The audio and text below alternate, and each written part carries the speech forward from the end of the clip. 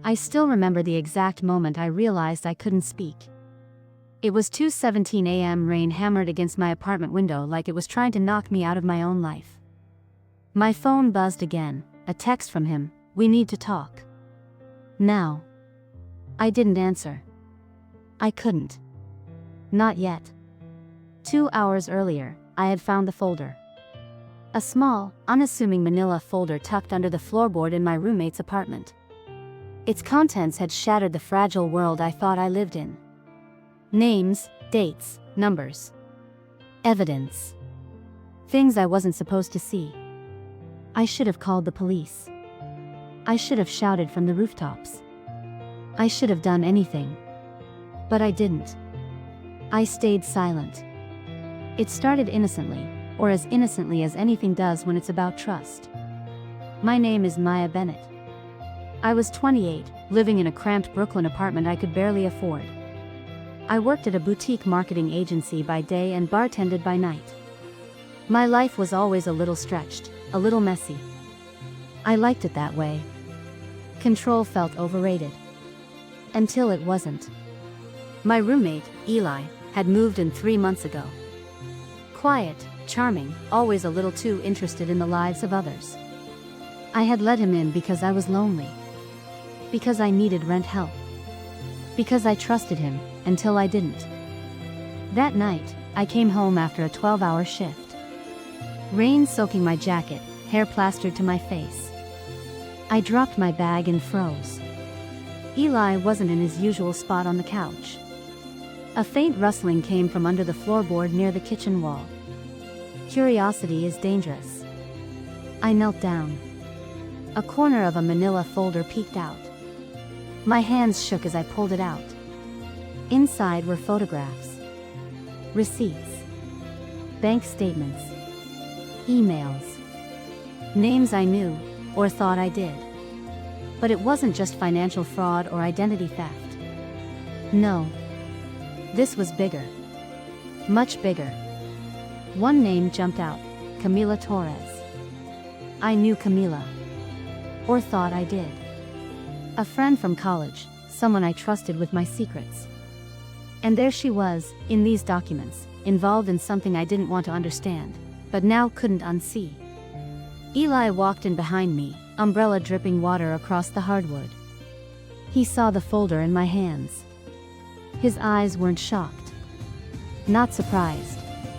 Just calculating. "You shouldn't be looking at that," he said quietly. I didn't mean to, my voice faltered. "Don't tell anyone.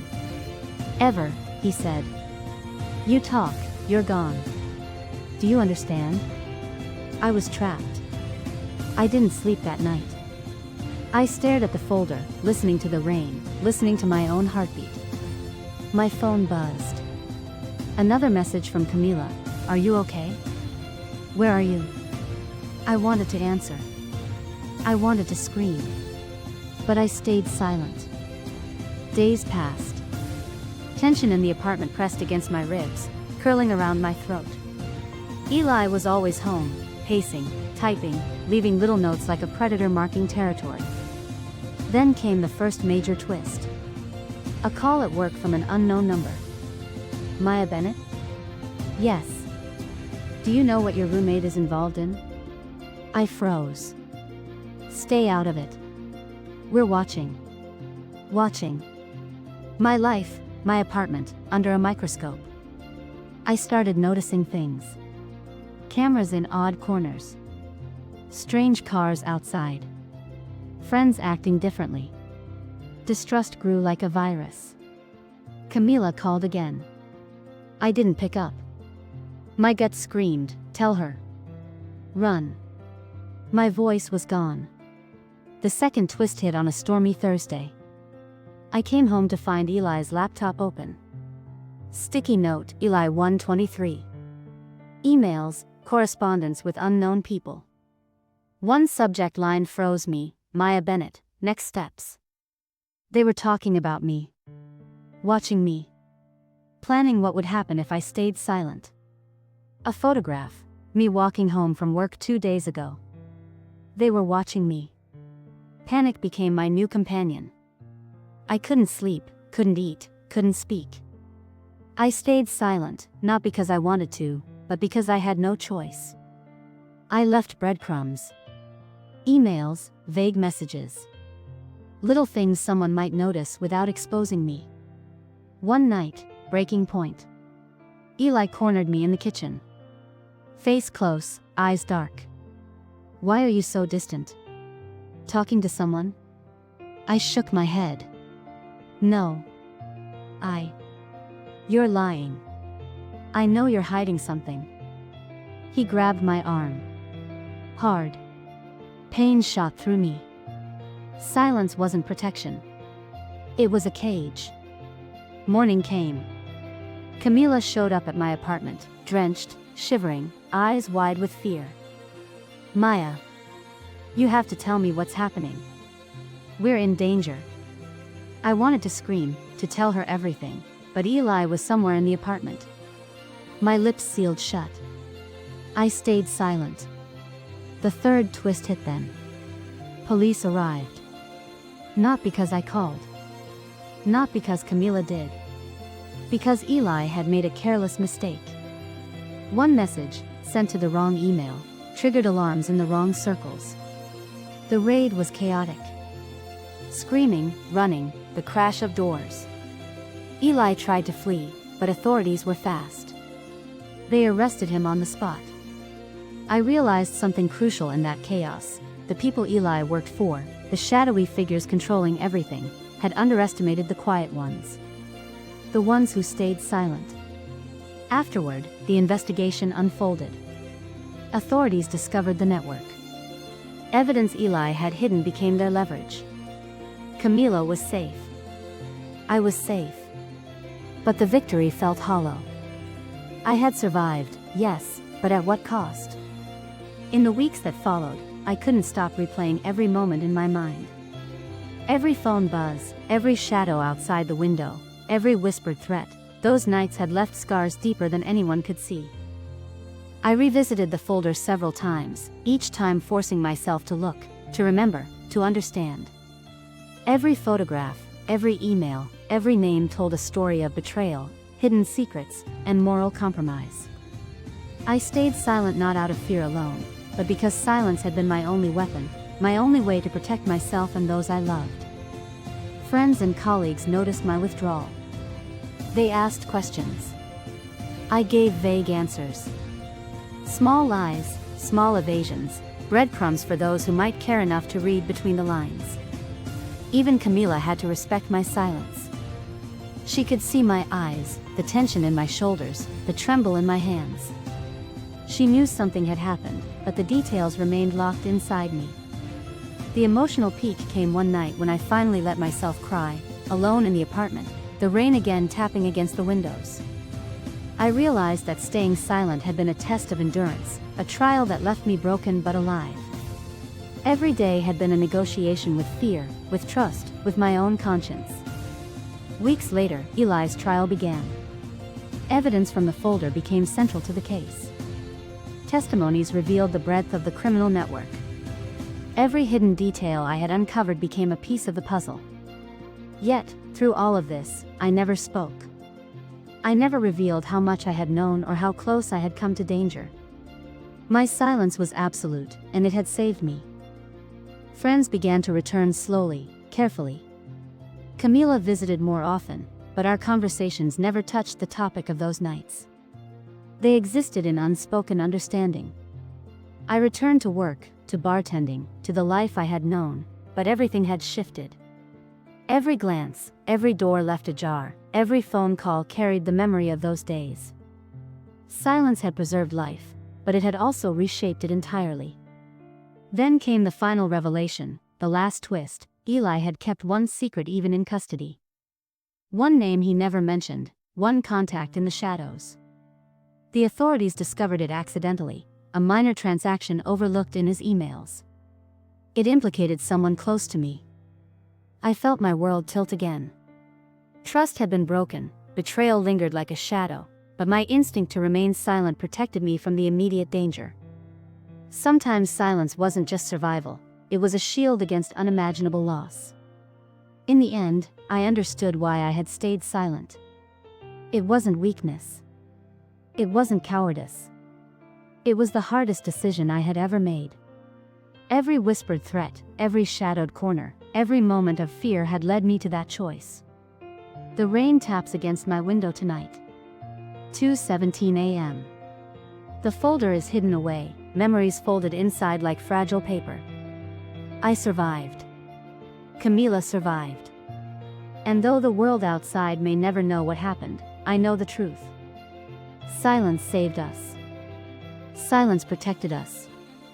Silence defined us. And that is why I stayed silent. The first night after Eli was taken away, the apartment felt too quiet. Not peaceful. Hollow. Every creak in the hallway sounded like footsteps coming back for me. I kept the lights on in every room, sitting at the kitchen table with a mug of coffee gone cold, staring at the spot where the loose floorboards still didn't quite sit flat. I told myself it was over. But deep down, I knew it wasn't. Because people like Eli didn't operate alone. And silence doesn't erase danger, it only delays it. 2 days later, I got a call from a number I didn't recognize. I almost didn't answer. Hello? A pause. Then a man's voice, calm, measured. Ms. Bennett. This is Special Agent Harper. We'd like you to come in to answer a few questions. My chest tightened. About Eli? Yes. And about what you may have seen. My mouth went dry. I don't know anything, I said automatically. Another pause. That may be, he said gently. But we believe you're in danger. The federal building in downtown Brooklyn smelled like old carpet and burnt coffee. Agent Harper was younger than I expected. Early 30s. Tired eyes. He slid a file across the table. Inside were photos. Not just of Eli. Of me. Leaving work. Walking into my building. Sitting at a cafe with Camila months ago. My stomach dropped. We recovered these from a server connected to Eli's network, Harper said. You were being monitored. For how long? I whispered. He hesitated. At least a year. A year. Before Eli even moved in. Why? I asked. Harper studied me carefully. Because you're connected to someone they're very interested in. My mind raced. Who? He turned another photo toward me. Camila. My heart slammed against my ribs. No, I said. That's impossible. We believe she may have unknowingly handled funds tied to their operation, he said. Small amounts. Enough to make her useful. Useful. Or disposable. That night, I went straight to Camila's apartment in Queens. She opened the door looking exhausted. You look like you haven't slept, she said. Neither do you. We stood there, tension humming between us. Can I come in? She nodded. Her apartment smelled like lavender and takeout containers. Familiar. Safe. Or so I thought. I talked to federal agents, I said. Her face froze. They think you're connected to something Eli was involved in. She sat slowly on the couch. I was afraid of that, she whispered. My breath caught. What do you mean? She rubbed her temples. A client at the firm asked me to process some transfers last year. Small ones. I didn't think anything of it. Who was the client? She looked up. I don't know his real name. A chill ran through me. Why didn't you tell me? I asked. She swallowed. Because I didn't realize it mattered. And then, when Eli moved in with you, I started to get suspicious. Suspicious of what? That it wasn't a coincidence. The room felt smaller. You think he moved in because of me? I asked. She shook her head slowly. No, she said. Because of us. That was the fourth twist, though I didn't realize it yet. We hadn't been random pieces. We were part of the same puzzle. Weeks passed in a blur of interviews and sleepless nights.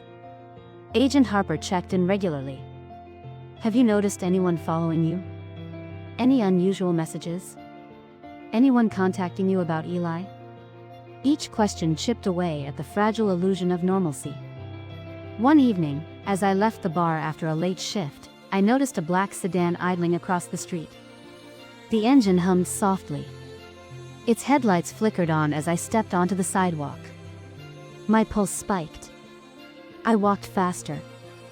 The car didn't move, but I felt its presence like a shadow pressing against my back. When I got home, there was an envelope slipped under my door. No stamp. No return address. Inside was a single sheet of paper. 3 words. You stayed quiet. My hands shook. Below it was a photograph. Me. Standing outside Camila's building earlier that day. I called Harper immediately. You need to leave your apartment, he said. Now. Where do I go? I'll send a car. They put me in a hotel near the harbor under a different name. The room overlooked gray water and cargo ships moving slowly through fog. It felt unreal, like watching someone else's life. Camila came to see me. They contacted you too, she asked quietly. I nodded. What did they say? Nothing. Just reminders. She sat beside me on the bed. I'm so sorry, she said. For what? For dragging you into this. I looked at her. Maybe we were always in it. That night, I couldn't sleep. I kept thinking about the message. You stayed quiet. Not a threat. A statement. Like they were, acknowledging me.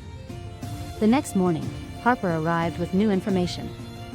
We believe someone inside Eli's organization is trying to clean up loose ends, he said. Meaning? Anyone who might talk. My stomach nodded. And me? He met my eyes. You're at the top of that list. Days turned into weeks. Life narrowed to safe routes, check-ins, constant vigilance. Camila moved in temporarily with a relative upstate. We spoke every day. Short calls. Careful words. Fear became background noise. Then, one afternoon, Harper called. We've identified the person behind the operation, he said. Who? A pause. You should come in. At the office, he sat me down. His expression was grave. The financial records lead to someone you know. My heart pounded. Who? He slid a photo across the table. My boss. Daniel Reyes. The owner of the marketing agency where I'd worked for 3 years. No, I whispered. That can't be right. He used the agency as a front, Harper said. Small campaigns masking financial movements. Memories flooded back, late nights, unusual clients, Daniel's constant curiosity about my personal life. Suddenly, everything made sense. Why Eli had asked so many questions. Why Daniel always knew where I was scheduled. Why the network had eyes on me long before I realized. That's why I stayed silent, I murmured. Harper frowned. What do you mean? Because somewhere deep down, I knew speaking up would put me in the crosshairs of people far more powerful than I understood. Daniel was arrested 2 days later. News broke quietly, financial crimes investigation. But the truth was far bigger. A network spanning states. Millions of dollars. Lives manipulated. Months later, the case went to trial. I was called to testify. Standing in the courtroom, I saw Daniel across the room. He met my gaze. No anger. Just a faint, knowing smile. As if to say, you survived. Afterward, I walked outside into bright autumn sunlight. For the first time in a long time, I felt air fill my lungs without resistance. Camila hugged me tightly. "It's over," she said. I nodded. But part of me knew. Some stories never fully end. Now, when people ask why I didn't speak sooner, I tell them the truth. Because sometimes silence isn't surrender. It's strategy. It's survival. It's the quiet space where you gather strength while the storm passes. I still live in Brooklyn. Different apartment. Different job. Some nights, when rain taps against the window, I think about the folder. About Eli. About Daniel. About all the moments where one word could have changed everything. And I realize something. Staying silent didn't mean I was weak. It meant I understood the weight of words. And the cost of using them. If you had been in my place, watched, threatened, unsure who to trust, maybe you would have done the same. Maybe you would have chosen silence too. Because sometimes, silence is the only thing standing between you and everything you could lose. And that is why I stayed silent.